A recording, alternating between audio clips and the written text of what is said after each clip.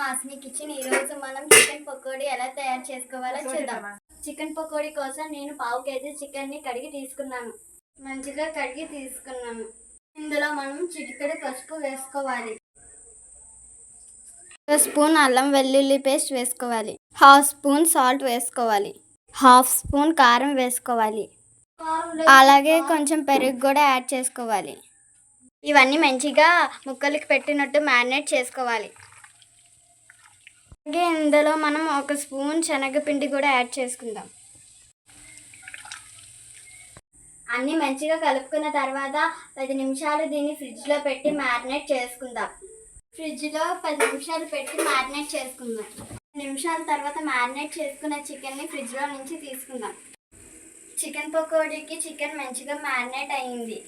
ముందుగా stove on చేసుకొని కళాయి పెట్టుకొని కళాయి హీట్ అయిన తర్వాత ఆయిల్ వేసుకోవాలి.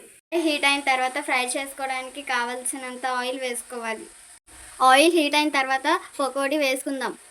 ఆయిల్ హీట్ అయిందో లేదో ముందుగా మనం చిన్న ముక్క వేసి చూద్దాం.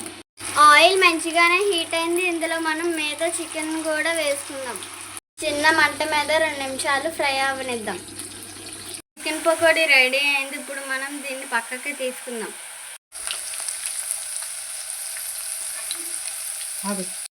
మిగిలిన చికెన్ కూడా అదే విధంగా ఆయిల్లో వేసుకుందాం.